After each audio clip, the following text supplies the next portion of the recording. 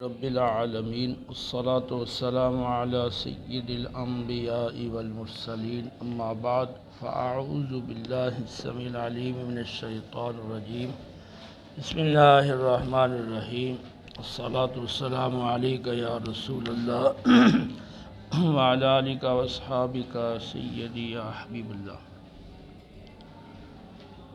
صحیح بخاری شریف کتاب الوحی کہ آج تیسری حدیث پاک ہے جس میں نزول وحی کی مکمل کیفیت کا ذکر ہے۔ اس وجہ سے اس حدیث پاک کی ترجمۃ الباب سے مکمل مناسبت ہے۔ قال حدثنا یحییٰ بن بکیر قال اخبرنا اللیث عن عقیل عن ابن شہاب عن عروۃ بن الزبیر عن عروۃ بن الزبیر عن عائشہ ام المؤمنین رضی اللہ عنہا۔ اس سند کے اندر 5 راوی ہیں۔ پہلا ہے یحییٰ بن بکیر، اور دوسرا ہے لیث، تیسرا عقیل، اور چوتھا ابن شہاب، پانچواں عروہ بن زبیر، چھٹا عائشہ رضی اللہ تعالیٰ عنہا۔ یہ 6 راوی ہیں اس سند میں۔ اس حدیث پاک کی سند میں 6 راوی ہیں۔ تو یحییٰ بن بکیر اس راوی کے بارے میں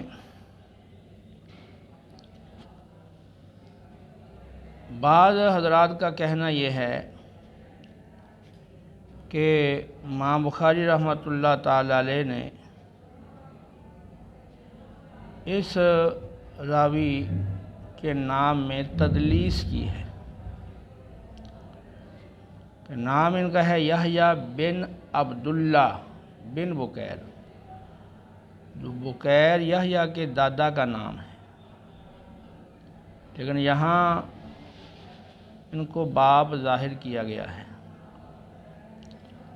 تو اس وجہ سے اس نام میں تدلیس ہے۔ تو پہلے تو آپ کو تدلیس سمجھنی چاہیے، تدلیس کیا ہے۔ تو اصول حدیث کی کتابوں میں آپ اسے پڑھ چکے ہیں۔ ایک تدلیس ہے، ایک پھر اس کے مقابلے میں ارسال مرسل خفی۔ تو کیونکہ یہ روایت حضرت عائشہ صدیقہ رضی اللہ تعالی عنہا سے مروی ہے، اور اس میں غار حرا میں نازل ہونے والی پہلی وحی کا ذکر ہے، تو عائشہ صدیقہ رضی اللہ تعالی عنہا اس وقت پیدا نہیں ہوئی تھی۔ تو کم سن صحابہ نے جو واقعات ذکر کیے ہیں جو ان کی انتہائی کم عمری میں یا ان کی پیدائش کے پہلے کے ہیں، تو ان کو بعض مرسل شمار کرتے ہیں کہ ظاہر سی بات ہے کہ انہوں نے کسی اور صحابی سے سن کر بیان کیا ہوگا۔ جمہور کے نزدیک ایسے کم عمر صحابہ کی بیان کردہ روایات وہ متصل کے حکم میں ہیں، کیونکہ کسی صحابی سے سن کر بیان کیا ہوگا تو صحابہ سارے کے سارے کلہم عدول، سارے عادل ہیں، ثقہ ہیں۔ لیکن یہاں تو احتمال یہ ہے کہ ام المؤمنین رضی اللہ تعالی عنہا نے براہ راست رسول اللہ صلی اللہ علیہ وسلم سے سنا ہو، اور آپ صلی اللہ علیہ وسلم نے خود یہ ان کو واقعہ بتایا ہو، تو پھر تو بیچ میں کوئی واسطہ رہا ہی نہیں۔ تو پھر تو یہ نہیں کہیں گے کہ یہ ہے تو مرسل لیکن متصل کے حکم میں ہے، بلکہ پھر تو یہ براہ راست متصل ہی ہوگی۔ اور حضرت عائشہ صدیقہ رضی اللہ تعالیٰ عنہا کی مسانید میں سے یہ حدیث ہے۔ تو ارسال اور تدلیس یہ کیا چیز ہے؟ دیکھیں، پہلے تو آپ سند کے اتصال اور انقطاع کے بارے میں سمجھ لیں۔ اگر سند کے اول تاخر تمام راویوں میں سے کوئی راوی بھی ساقط نہ ہو، حذف کیا گیا نہ ہو، ساقط نہ ہو، تو وہ حدیث باعتبار سند کے متصل کہلاتی ہے۔ اور اگر کوئی راوی ساقط ہو تو اگر بالکل ابتدا سے ساقط ہو، جو مصنف کی جانب ہے جہاں سے آغاز ہو رہا ہے سند کا، جیسے یہ حدیث ہے تو یحییٰ بن بکیر یہاں سے سند کا آغاز ہو رہا ہے، تو شروع سے بعض راوی یا تمام راوی ساقط ہوں تو اس کو معلق کہا جاتا ہے۔ اگر اخیر سند سے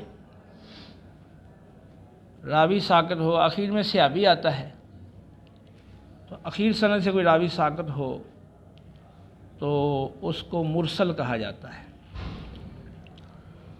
اور اگر درمیان سے کوئی راوی ساقط ہے، تو اگر دو راوی اکٹھے لگاتار ساقط ہیں تو معدل کہا جاتا ہے۔ اور اگر راوی کا سقوط درمیان سے ہے لیکن دو سے زیادہ راوی ساقط ہیں اکٹھے، یا دو راوی ہیں لیکن الگ الگ جگہ سے ساقط ہیں، اکٹھے نہیں ہیں، تو اس کو منقطع بمعنی اخص کہا جاتا ہے۔ اور منقطع بمعنی عام تو یہ ہے کہ سند میں کوئی بھی راوی ساقط ہے تو وہ منقطع کہلائے گی۔ تو یہ تو ہوگی چار صورتیں کہ معلق، مرسل، معدل اور منقطع بمعنی اخص۔ مزید دو ہیں، ایک ہے مدلس اور ایک ہے مرسل خفی۔ مرسل خفی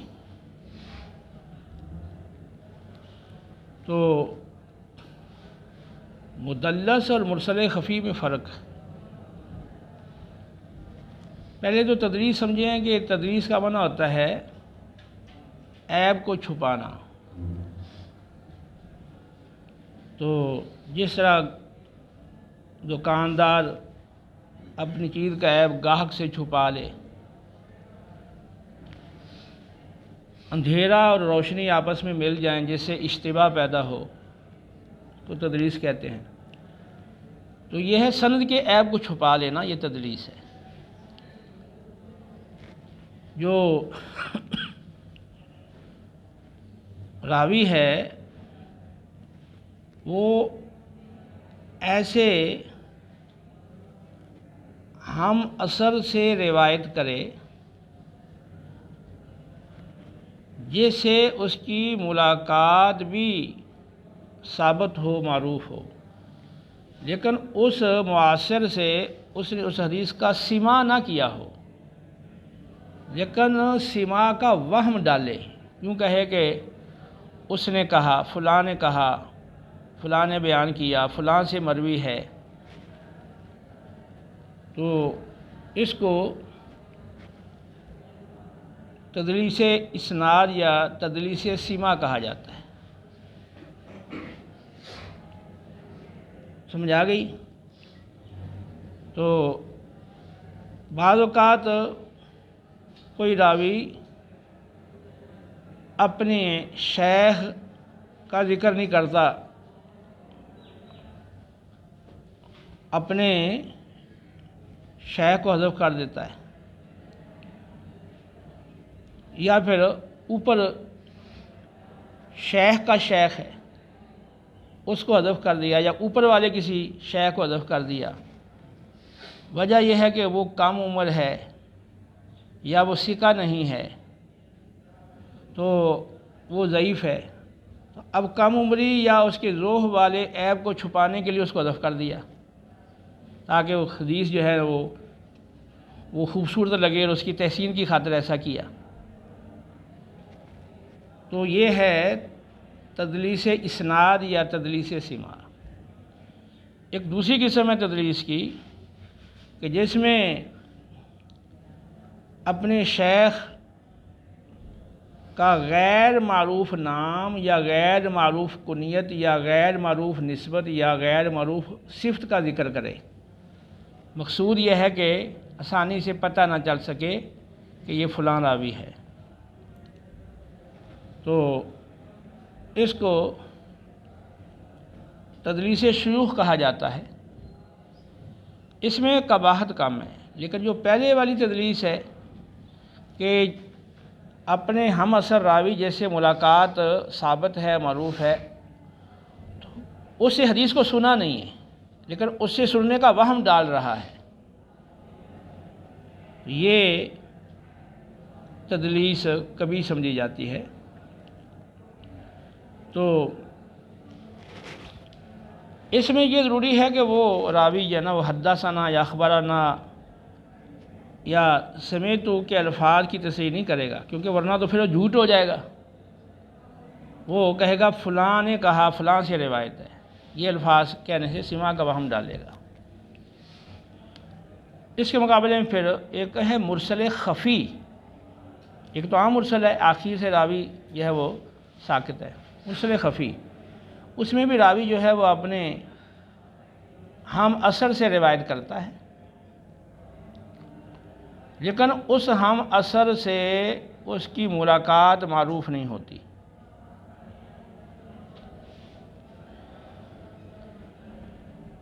تو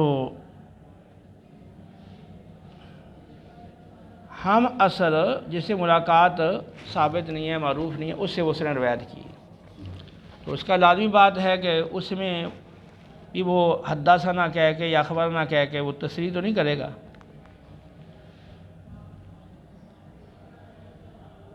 فلاں نے کہا، فلاں سے مروی ہے، تو مرسل خفی اور جو مدلس روایت ہے، مدلس، تو دونوں میں فرق کیا ہے؟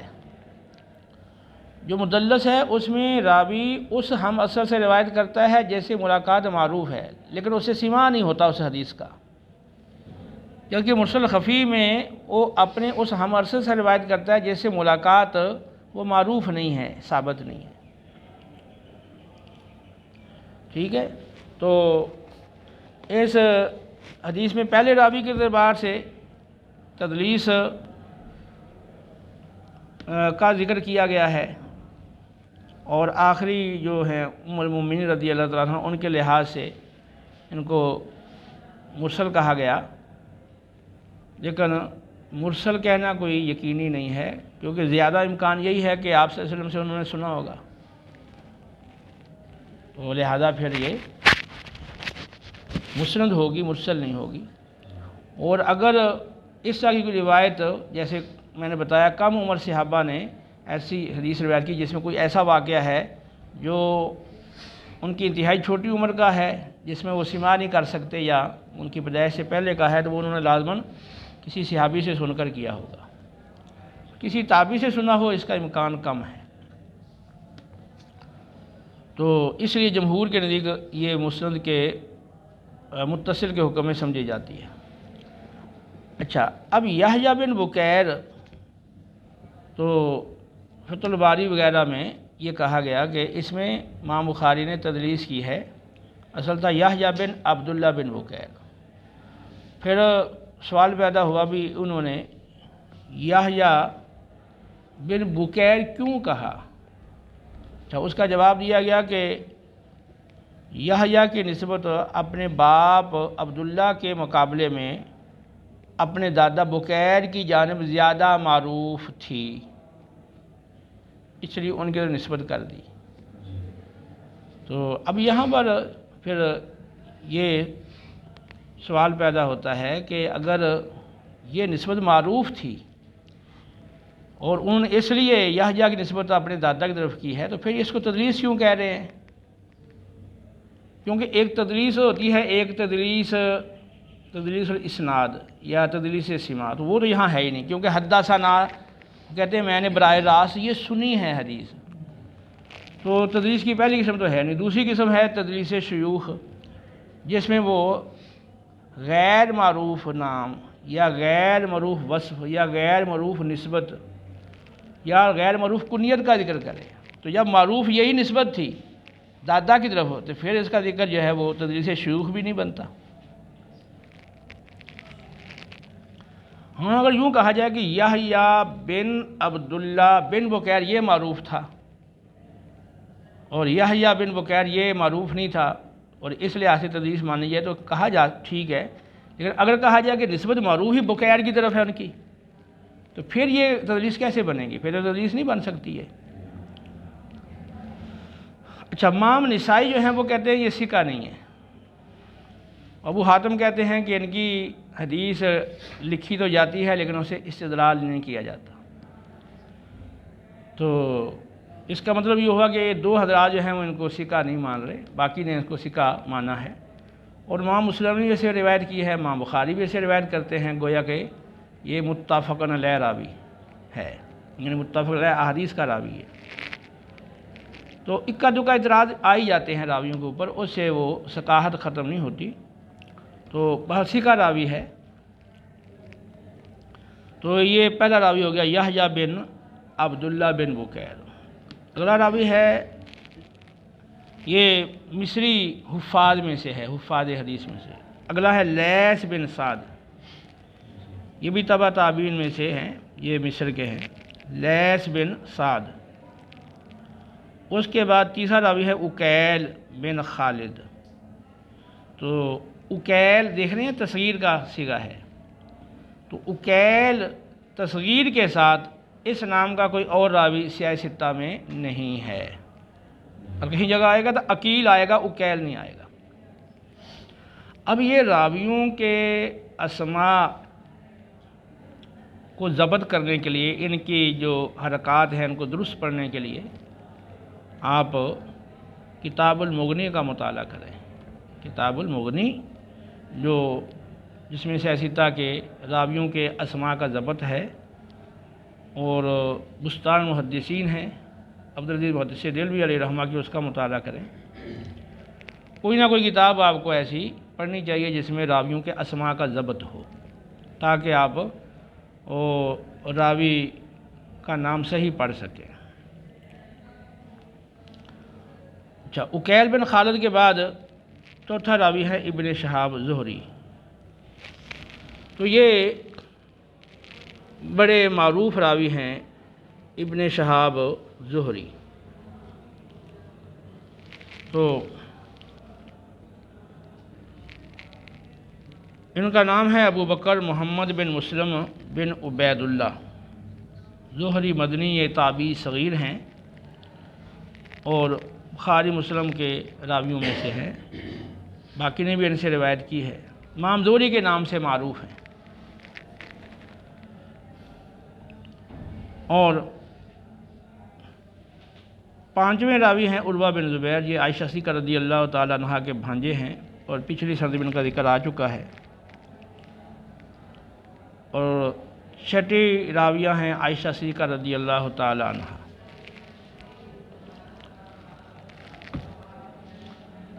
انہا قالت اول ما بدی به رسول اللہ صلی اللہ علیہ وسلم من الوحی الرؤیا الصالحہ، الرؤیا الصالحۃ فی النوم۔ ام المومنین عائشہ صدیقہ رضی اللہ تعالی عنہا سے مروی ہے، آپ فرماتی ہیں کہ رسول اللہ صلی اللہ علیہ وسلم پر وحی کی ابتدا نیند میں اچھے خوابوں کے ساتھ ہوئی، اچھے خواب کے ساتھ ہوئی۔ رسول اللہ صلی اللہ علیہ وسلم پر غار حرا میں بدریہ فرشتہ وحی اترنے سے قبل مسلسل 6 ماہ آپ خواب دیکھتے تھے۔ یہاں لفظ الصالحہ آیا ہے، آگے کتاب التعبیر میں لفظ الصادقہ آیا ہے، سچے خواب۔ تو سچے خواب کے لیے ضروری نہیں ہے کہ وہ اچھا بھی ہو، جب آپ کا جو اچھا خواب ہے وہ سچا بھی ہے اور اچھا بھی ہے۔ اور انبیاء کے خواب وہی ہوا کرتے ہیں، جیسے ابراہیم علیہ السلام کے خواب کا قرآن میں ذکر ہے کہ آپ اپنے بیٹے کو ذبح فرما رہے ہیں،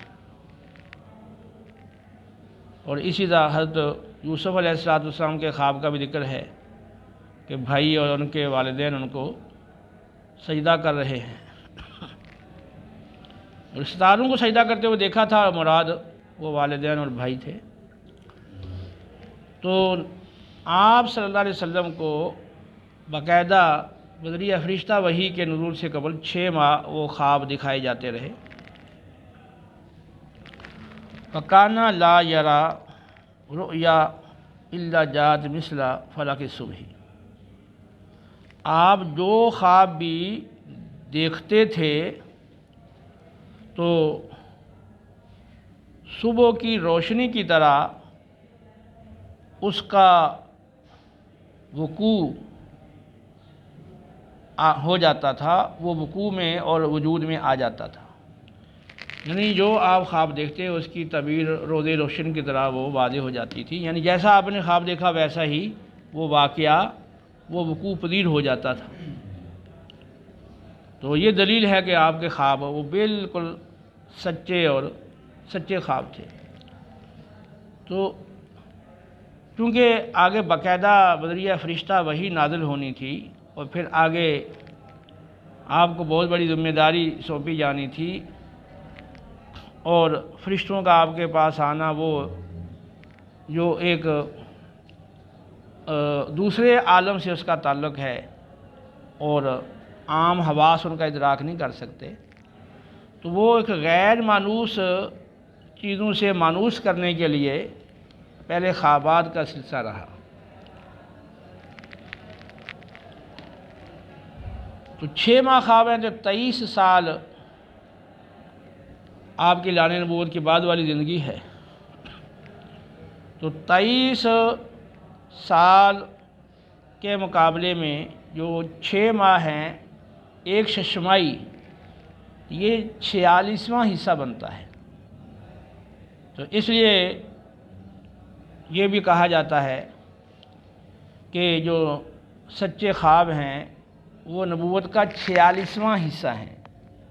تو 46واں حصہ کا کیا مطلب ہے کہ یعنی جو 46 ششمائیاں بنتی ہیں اعلان نبوت کے بعد والی زندگی کی، تو اس میں سے 46واں حصہ جو ہے نا وہ ایک ششمائی وہ خوابوں پر مشتمل ہے۔ تو مقصود ہے کہ ان خوابوں کا سچا ہونا، وہ نبی تو سچا ہوتا ہے اور خواب بھی سچے ہوتے ہیں، اس لیے وہ 46واں کے علاوہ اور عدد کا ذکر بھی ہے روایات میں۔ پھر آپ کی طرف خلوت نشینی کی محبت ڈال دی گئی، تو پھر آپ کو خلوت اور تنہائی وہ محبوب ہو گئی، وہ آپ کے دل میں اس کی محبت اور رغبت ڈال دی گئی۔ وَكَانَ يَخْلُو بِغَارِ حِرَا، آپ غار حرا میں خلوت اختیار کرنے لگے۔ تو حرا غیر منصرف بھی پڑھ سکتے ہیں اور حرا ان منصرف بھی پڑھ سکتے ہیں، کیونکہ ایسی جگہ ہیں ان میں ایک تو علم آ جاتا ہے، دوسرا اس جگہ کو اگر آپ البقعۃ کی طویل میں لے لیں، البقع کہتے ہیں زمین کے ٹکڑے کو، تو پھر وہ تانیث آ جاتی ہے، تو پھر علم اور تانیث دو سبب جمع ہو گئے۔ اگر المکان کی طویل میں لیں تو پھر وہ یعنی دوسرا سبب نہیں بنتا تانیث، تو پھر وہ المنصف ہی رہتا ہے، ٹھیک ہے۔ جگہوں کے نام اس طرح کئی جگہوں پر یعنی کئی جگہوں کے نام اس طرح آتے ہیں جو منصرف بھی پڑھے جا سکتے ہیں اور غیر منصرف بھی پڑھے جا سکتے ہیں۔ تو آپ غار حرا میں خلوت اختیار فرمانے لگے، فَيَتَحَنَّسُ فِيهِ، تو اب تحنس کا معنی ہوتا ہے گناہ سے بچنا، اور یہاں مراد ہے عبادت، اس لیے وَهُوَ التَّعَبُّدُ یہ کہہ کر یا تحنس کا معنی بتا دیا گیا کہ فَيَتَعَبَّدُ کہ آپ وہاں عبادت کرتے تھے، تو یہ راوی کے اپنے الفاظ ہیں، ٹھیک ہے، هو التعبد۔ تو بس آپ غار حرا میں کئی راتیں مسلسل عبادت کرتے رہتے تھے قبل اس کے کہ آپ اپنے گھر والوں کی طرف لوٹ کر آئیں، قبل ان ينزل الى اہلہ، قبل اس کے کہ آپ اپنے گھر والوں کے پاس لوٹ کر آئیں۔ تو گھر والوں کے پاس آنے سے قبل کئی راتیں وہاں ٹھہرتے، خلوت میں رہتے اور عبادت میں، ریاضت میں، غور و فکر میں، اللہ تعالیٰ کی صفات کے اندر غور و فکر، اور اللہ کی جو یہ پوری کائنات میں اس کی قدرت کی پھیلی ہوئی نشانیاں ہیں ان میں غور و فکر۔ تو اللہ بہتر جانتا ہے، جو اللہ کی طرف سے آپ کو الہام کیا گیا اس طریقے کے مطابق آپ عبادت اور غور و فکر میں اور یاد الہی میں مصروف رہتے تھے۔ وَيَتَزَوَّدُ لِذَلِكَ اور آپ غار حرا میں اس عبادت کے لیے آپ زاد راہ ساتھ لے جایا کرتے تھے، پانی، ستو، کھجور جو بھی میسر ہوتا تو وہ آپ ساتھ لے جاتے تھے۔ تو یہ جب آپ کہیں جائیں تو ساتھ آپ زاد راہ بھی لے جائیں تو یہ کوئی توکل کے منافی نہیں ہے۔ توکل یہ نہیں ہے کہ آپ اسباب کو ترک کر دیں۔ اعلیٰ حضرت رحمۃ اللہ تعالیٰ علیہ فرماتے ہیں کہ ترک اسباب کا نام توکل نہیں، بلکہ ترک اعتماد علی الاسباب کا نام توکل ہے۔ اسباب کو چھوڑ دینا یہ توکل نہیں ہے، ہاں اسباب کو تو آپ عمل میں لائیں لیکن اسباب پر اعتماد نہ کریں، اعتماد اپنے رب پر کریں، یہ توکل ہے۔ تو قرآن بھی کہتا ہے وَتَزَوَّدُوا کہ جب تم سفر کرو تو زاد راہ سامان سفر ساتھ لے لیا کرو، فَإِنَّ خَيْرَ الزَّادِ التَّقْوَىٰ اور سب سے بہترین زاد راہ وہ تقویٰ ہے۔ تو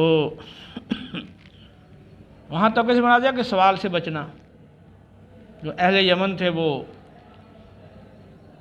حج پر جاتے تھے تو پھر کچھ سامان وغیرہ ساتھ لے کر نہیں جاتے تھے، کہتے تھے ہم متوکلین ہیں، اور پھر وہاں جا کر پھر دیگر حاجیوں سے مانگتے تھے، سوال کرتے تھے۔ تو ان کو کہا گیا کہ بھی یہ توکل نہیں ہے، یہاں سے خالی ہاتھ چلے جاؤ، آگے آگے مانگنا شروع کر دو، بہترین زاد راہ تقویٰ، زاد راہ لے لیا کرو، یہ اپنا سامان جو ضرورت ہے ساتھ لے لیں، اور بہترین زاد راہ وہ تقویٰ ہے، یعنی یہ وہ سامان بھی لیں اور اس میں یہ سب سے بہتر سامان تقویٰ ہے، یہ اختیار کریں، وہاں سوال نہ کریں۔ تو آپ صلی اللہ علیہ وسلم اس عبادت کے لیے زاد راہ بھی ساتھ لے جایا کرتے تھے۔ ثم یرجع الی خدیجہ پھر آپ خدیجہ رضی اللہ تعالی عنہا کے پاس اور کئی راتیں گزارنے کے بعد پھر آپ واپس لوٹ کر آیا کرتے تھے۔ وَيَتَزَوَّدُ لِمِثْلِهَا اور پھر آپ اس کی مثل اور زاد راہ ساتھ لے جایا کرتے تھے۔ تو حتی جاء الحق وهو فی غار حرا، یہاں تک کہ حق آپ کے پاس آ گیا اس حال میں کہ آپ غار حرا میں تھے۔ تو آپ غار حرا میں تھے، حق آپ کے پاس آ گیا، حق سے مراد ہے وحی، تو وحی آپ کے پاس وہ آ گئی۔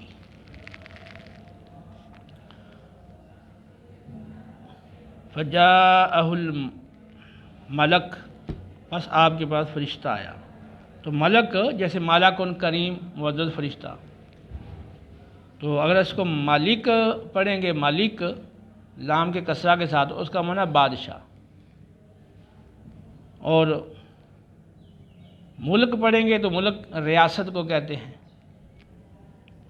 ملک پڑھیں گے تو ملک ملکیت، کسی چیز کے ملکیت میں ہونے کو کہتے ہیں، اور ملک فرشتہ، ملک اور ملک اور ملک اور ملک، تو چار طرح سے یہ لفظ پڑھا جاتا ہے، یعنی پڑھا جاتا ہے سمجھ یہ حرکات کے لحاظ سے، لیکن یہاں پر ملک ہے فرشتہ، تو جیسا پڑھیں گے ویسے ہی اس کا معنی ہوگا، تو وہاں سیاق و سباق سے معنی دیکھ کر آپ اس لفظ کو پڑھیں گے۔ بس فرشتہ آپ کے پاس آ گیا،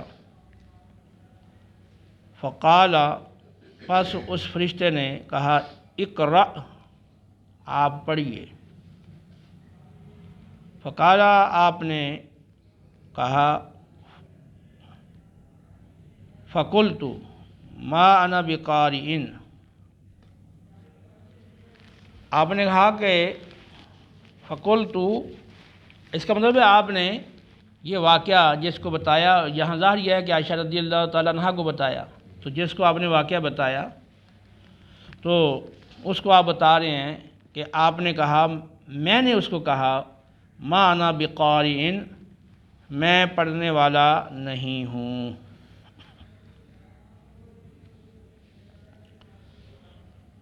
تو ما انا بقارئ، میں پڑھنے والا نہیں ہوں۔ ما انا بقارئ میں ما کے بارے میں اختلاف ہے کہ ما نافیہ ہے یا ما استفہامیہ ہے، تو بعض کا کہنا یہ ہے کہ یہ ما استفہامیہ ہے۔ وہ دو روایات پیش کرتے ہیں، ایک ابن اسحاق کی سیرت سے اور ایک امام بہقی کی دلائل النبوت سے، کہ ان روایات کے اندر آیا ہے ماذا اقرأ، میں کیا پڑھوں، اور ایک میں ہے کیف اقرأ، میں کیسے پڑھوں۔ اس پر اعتراض ہے کہ ما استفہامیہ کی خبر پر، ما استفہامیہ ہو تو پھر خبر پر با نہیں آتا، تو یہاں بقارئ یہ خبر ہے، اس پر تو با داخل ہے، تو اخفش نے جواباً کہا گیا ہے کہ اخفش کہتا ہے کہ جو ما استفہامیہ ہو تو بھی خبر پر با آتا ہے اور آ سکتا ہے، اور شیخ محقق علیہ رحمہ انہوں نے اسی کو ترجیح دی ہے، استفہامیہ کو، مدارج النبوت کے اندر وہ فرماتے ہیں کہ فرشتہ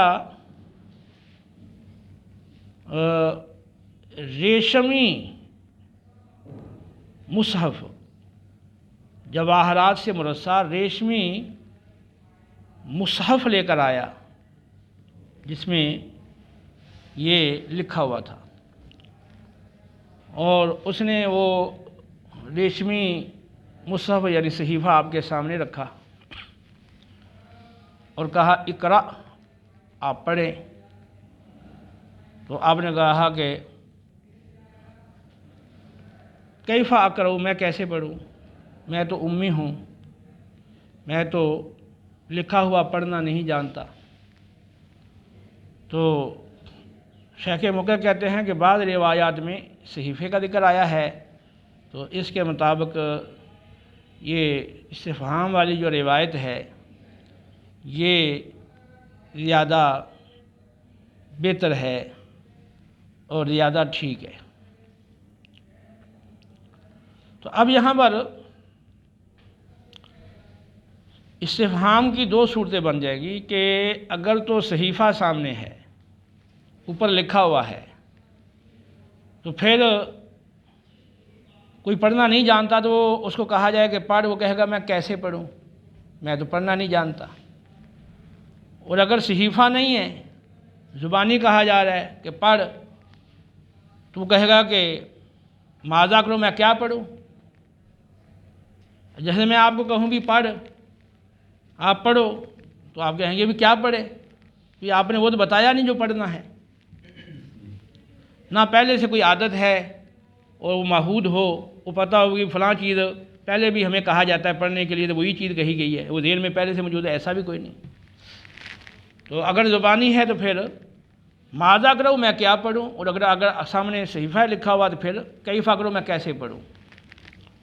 تو یہ موقف ہے بعض کا کہ یہ ما استفہامیہ ہے، اور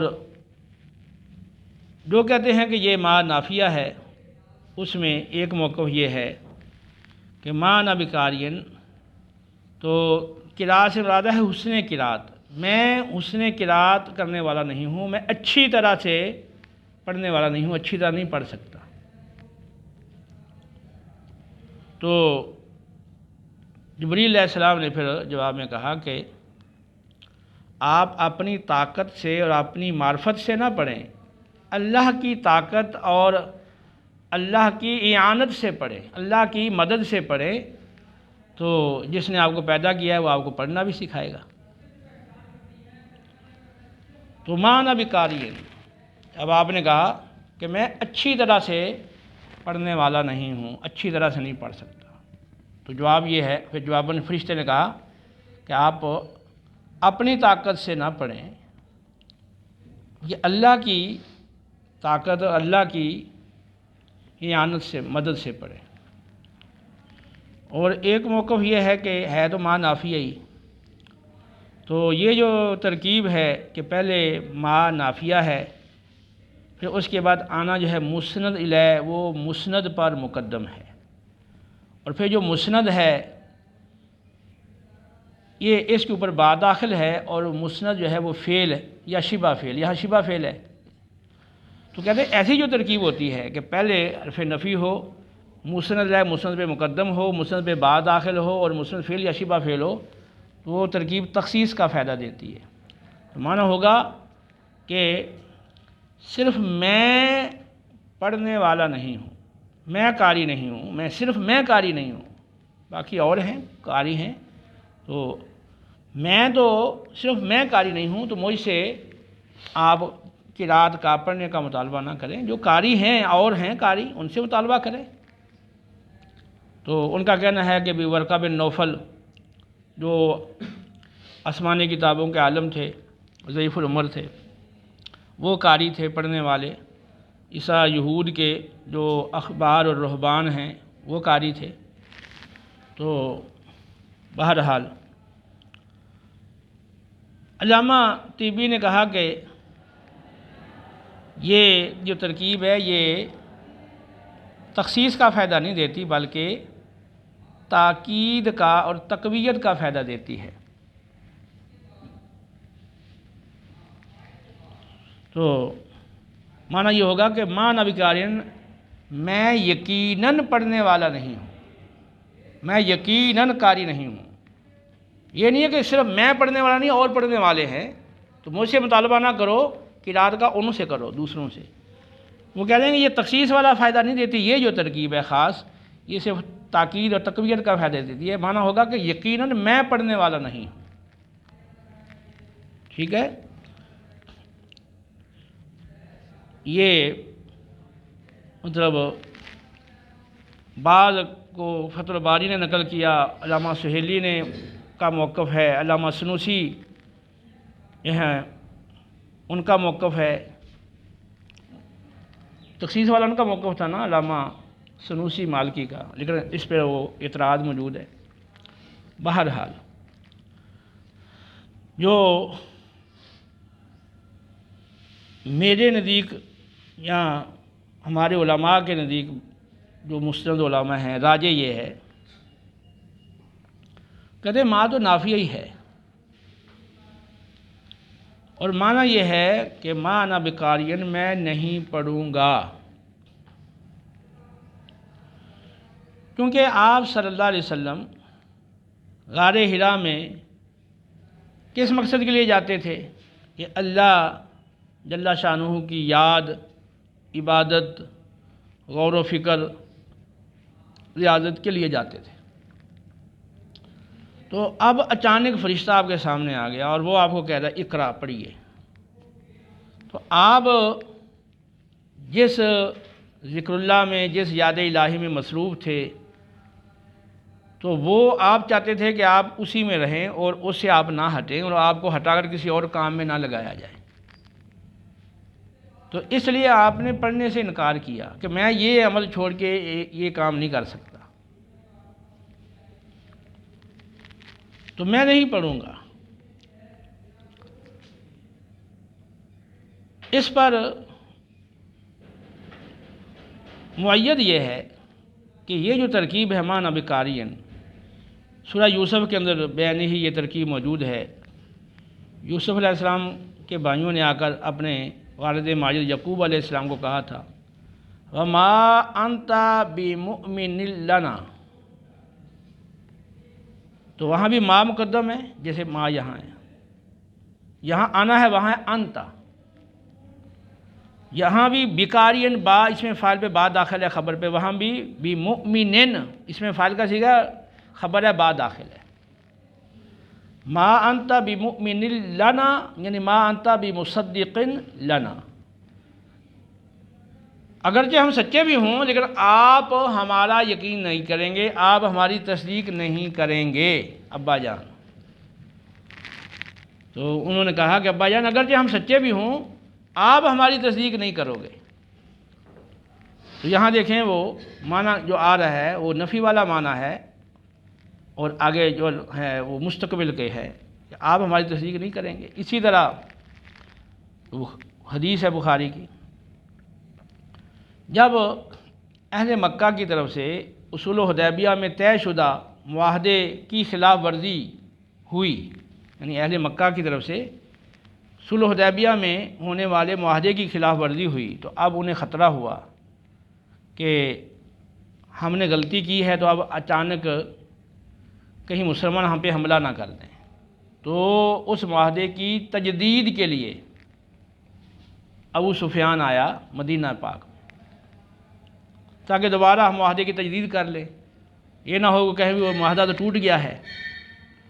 تو جب وہ آیا تو اس نے ابو بکر صدیق رضی اللہ تعالیٰ عنہ کو کہا کہ آپ میری سفارش کریں رسول اللہ صلی اللہ علیہ وسلم کی بارگاہ میں۔ ابو بکر صدیق نے کہا رضی اللہ عنہ ما انا بفاعل، ما انا، میں نہیں کروں گا، ما انا بفاعل، میں نہیں کروں گا، یعنی تمہاری سفارش نہیں کروں گا۔ تو ما انت بمؤمن لنا، ما انا بفاعل، یہ قرآن میں اور حدیث میں یہ آ گیا، اول قرآن میں ثانی حدیث میں، یہ بھی ترکیب بالکل ویسی ہے، ما انا بقارئ، میں نہیں پڑھوں گا۔ تو آپ نے کہا بھی یہ ہمیں میرے جو اصل میرا مشن ہے اور یہ آنے کا مقصد ہے اسے یہ ہٹانا چاہ رہا ہے مجھے، تو آپ نے انکار کیا میں نہیں پڑھوں گا۔ اور جب اس نے پھر اگلے کلمات بھی پڑھے اقرأ بسم ربک الذی خلق، تو اپنے رب کے نام سے پڑھیے، تو پھر آپ نے دیکھا بھی میں جس رب کی یاد کے لیے یہاں آیا ہوں یہ تو اسی رب کی طرف ہی مجھے دعوت دے رہا ہے اور اسی کے حوالے سے پڑھنے کا کہہ رہا ہے۔ جب یہ اس نے آپ نے دیکھا تو پھر آپ نے یہ تو میری چیز مشن کے خلاف نہیں ہے نا، جس مشن کا یہ تو وہی ہے، وہی مشن ہے، پھر آپ نے پڑھنا شروع کر دیا۔ ٹھیک ہے، تو اب اگر یوں کہا جائے کہ آپ پڑھنا نہیں جانتے تھے یا پھر سامنے لکھا ہوا تھا تو اب کیسے پڑھ لیا؟ یعنی لکھا ہوا تھا تو پڑھنا نہیں جانتے تھے، یا زبانی آپ پڑھنا نہیں جانتے تھے، تو پھر اب کیسے پڑھ لیا؟ ٹھیک ہے، تو آپ امی ہیں لیکن آپ پوری کائنات کے معلم ہیں، تو آپ کا امی ہونا بھی آپ کے حق میں کمال ہے۔ اور اس کی وجہ یہی تھی کہ کفار پھر شک کرتے بھی یہ تو پڑھے لکھے ہیں، اور یہ خود انہوں نے پہلی کتابوں کا مطالعہ کر کے یہ ایک کتاب بنا لی ہے، اب اس کو اللہ کی طرف منسوب کر کے یہ قرآن کا نام دے رہے ہیں اور اس کی ہمیں دعوت دے رہے ہیں۔ تو آپ چونکہ ان کے مابین 40 سال رہے، تو آپ نے ان کے سامنے کوئی ایسا اظہار نہیں ہوا، وہ ایسے کوئی معاملہ نہیں ہوا کہ جیسے وہ محسوس کر سکیں بھی آپ پڑھے لکھے ہیں۔ ٹھیک ہے، تو آپ نے باقاعدہ کسی سے پڑھا بھی نہیں ہے، کسی انسان سے نہیں پڑھا، تو آپ کے پڑھنے لکھنے کے حوالے سے ان کا یہی ذہن تھا کہ آپ پڑھے لکھے نہیں ہیں، اور اس کے باوجود پھر آپ کا ایسی تعلیم دینا کہ جو بڑے بڑے پڑھے لکھے بھی وہ تعلیم نہ دے سکیں، تو یہ چیز اس بات پہ دلالت کرتی ہے کہ یہ ان کی اپنی طرف سے نہیں ہو سکتا۔ جو پڑھا لکھا ہے ہی نہیں ہے، تو پڑھے لکھے جب یہ کام نہیں کر سکتے تو جو پڑھا لکھا ہی نہ ہو یہ کیسے کر سکتا ہے؟ تو یہ لازماً اللہ کی طرف سے کوئی خاص ان کو عطا ہوئی ہے۔ تو بہرحال کہ اگر پڑھنا نہیں جانتے تھے، اس وجہ سے آپ نے کہا کہ میں کیسے پڑھوں، تو یا میں نہیں پڑھ سکتا، میں تو پڑھنا جانتا ہی نہیں، تو پھر پڑھا کیسے؟ تو بعد میں آپ کا پڑھنا جب اللہ کا نام لیا گیا تو پڑھنا یہ اس بات کی دلیل ہے کہ یہ معنی جو مفہوم کیا جا رہا ہے وہ اس کے منافی پڑتا ہے۔ ٹھیک ہے، کیونکہ ایک عام بندے کو بھی پڑھایا جائے تو وہ پڑھ سکتا ہے، پیچھے پیچھے تو پڑھ ہی سکتا ہے نا۔ تو آپ تو فصیح اللسان تھے، تو کمال درجہ فصاحت تھی، تو پڑھانے سے تو پڑھنے میں کوئی مشقت نہیں۔ تو ہاں البتہ یہ ہے کہ ماذا کروں، میں کیا پڑھوں، یہ سوال ہو سکتا ہے کہ کہا جائے بھی پڑھو، تو بھئی یہ سوال یہ ہے کہ وہ عقلی اعتبار سے ٹھیک ہے، ہو سکتا ہے، لیکن یہ معنی جو ہے کہ میں نہیں پڑھوں گا، اس وجہ سے کہ آپ اپنے اس مشاہدہ جو تھا اور جو آپ پر ایک استغراق کی کیفیت تھی یاد الہی کی، آپ اسے ہٹنا نہیں چاہتے تھے، اور آگے جو فرشتے کا بار بار آپ کو دبانا اور اس سے ہٹانے کے لیے، اس کیفیت سے نکالنے کے لیے، اور پھر اللہ کا نام لینا اور پھر آپ کا پڑھنا شروع کر دینا، تو اس بھی یہ بات جو نا وہ زیادہ راج معلوم ہوتی ہے کہ معنی ہے کہ میں نہیں پڑھوں گا۔ ٹھیک ہے، تو جب تک اقرا کہتا رہا فرشتہ، آپ کہتے رہے میں نہیں پڑھوں گا، اور جب اقرا کے بعد بسمی ربک الذی، اللہ کا نام اس نے لیا، تو پھر آپ نے دیکھا کہ جس رب کی یاد کے لیے میں یہاں آیا ہوں اور جو میرا مشن ہے اور فکر ہے، یہ بھی اسی کی طرف مجھے بلا رہا ہے، تو پھر آپ نے پڑھنا شروع کر دیا۔ بقیہ انشاءاللہ آئندہ درس میں ہوگا۔ وما علینا الا البلاغ المبین۔